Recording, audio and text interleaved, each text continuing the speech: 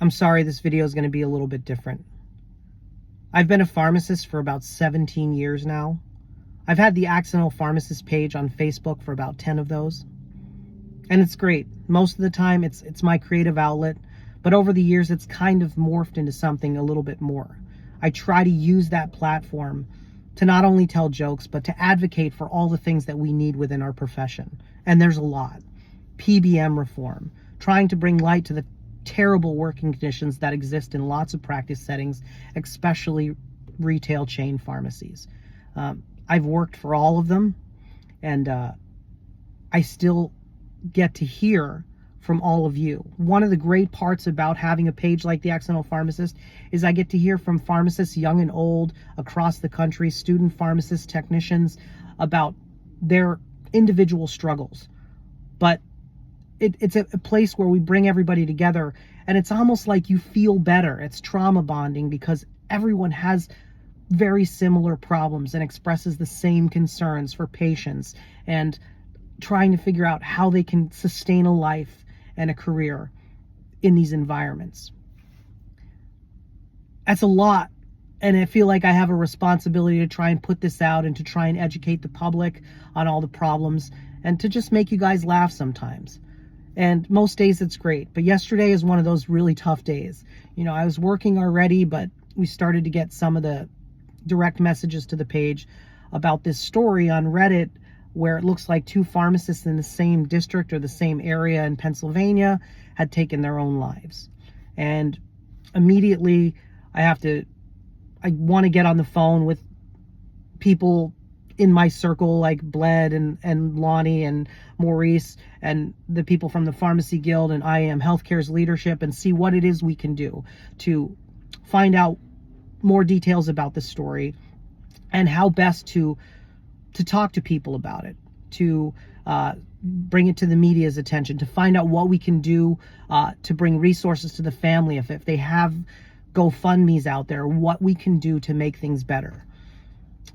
The problem with being a person built like me is that I'm emotional about everything to a fault.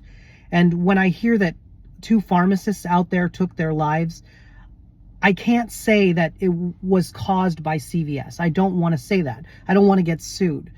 But the working conditions that exist in places like that, especially with the Rite Aid mergers, do not help anyone's mental health. And I'm here to say that if you're feeling like there's no way out, then find a way to make a way out for yourself, and understand that you're not alone. Understand that there's someone in your life who cares about you and would miss you immensely if you were gone. That's the important thing that I want people to know. And if there's anything that a silly little page with a clown like me can do to make a difference for someone, to let them know that they're not alone, then I'm willing to do that. And you know, I really don't know how else to say this, but everything that we do for patients will not work. It will not work if you don't take care of yourself first. So stand up for yourself. First of all, understand that your feelings matter. That it's okay to say when you can't handle it anymore. That it's the brave thing to do.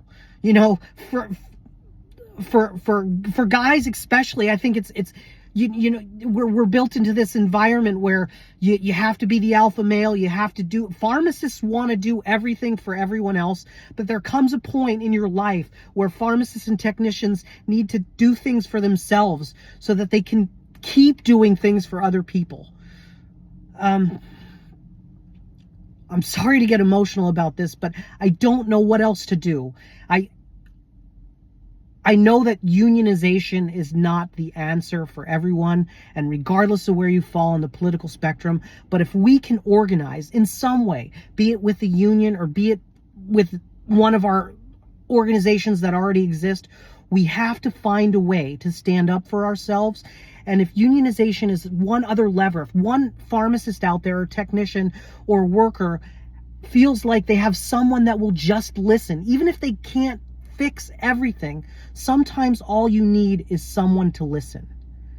And I want everyone out there to know, I don't sleep much anyway, so I'm here to listen. Send a direct message to the page. If you're feeling like you can't make it, someone in your life will make you feel like you can. I hope you guys have a better day than yesterday, and Pharmacy on.